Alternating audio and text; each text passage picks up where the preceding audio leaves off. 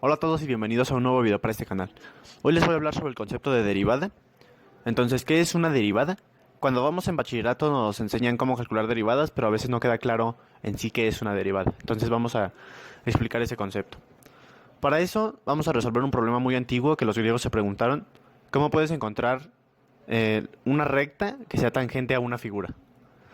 Por ejemplo, ¿cómo puedes encontrar una recta que sea tangente a un punto de un círculo? En ese caso, los griegos sí que pudieron resolverlo con consideraciones geométricas y se dieron cuenta que la forma de encontrar la recta que fuera tangente era la recta que fuera perpendicular al rayo en ese punto.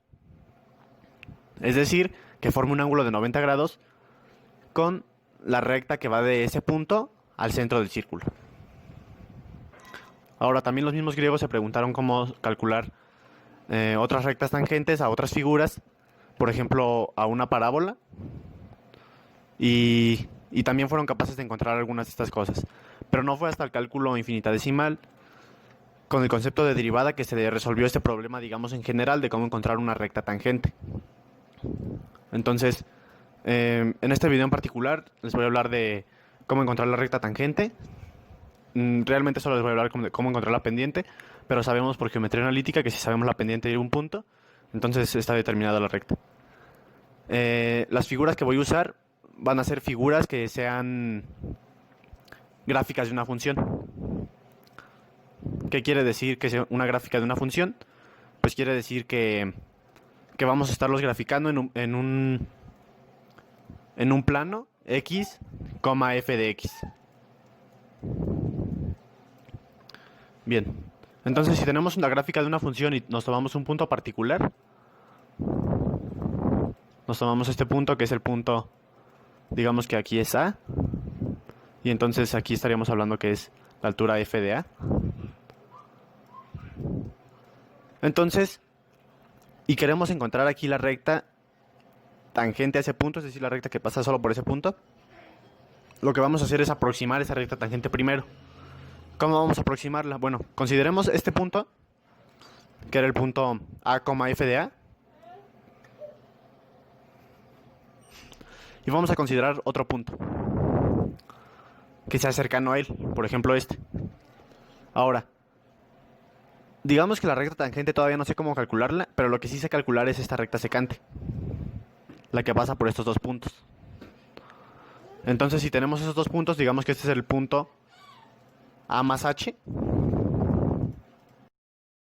Entonces sabemos que la pendiente de la recta va a ser la siguiente: y2 menos y1, o sea, f de A más H, menos f de H, menos f de A, perdón, entre x2 menos x1, es decir, A más H menos A. Y esto pues es lo mismo que f de A más H menos f de A entre H.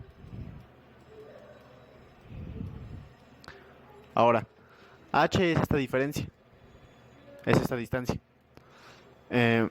Cuando estamos hablando de cálculo infinitesimal, podemos hacer esta distancia lo más chica que queramos, tan chica como queramos. O sea, en lugar de tomarnos este A más H, nos podremos tomar una H más chiquita donde fuera este punto, por ejemplo, o una más chiquita donde fuera este punto, y así hasta aproximarnos al punto A. ¿Cómo se dice eso formalmente? Pues se dice con un límite. Entonces ahí es donde entra el concepto de derivada.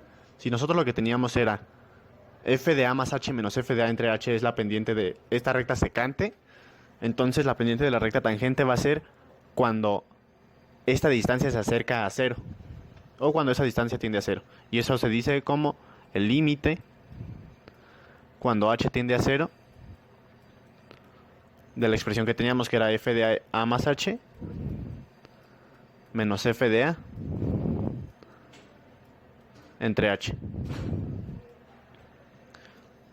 Bien, entonces esta sería la pendiente de la recta tangente, y como tenemos la pendiente y tenemos un punto, que el punto es el punto A, f de A, entonces podemos calcular la recta tangente, la ecuación de la recta tangente.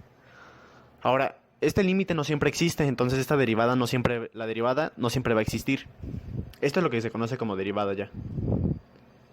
Por eso se dice que la derivada es la pendiente de la recta tangente.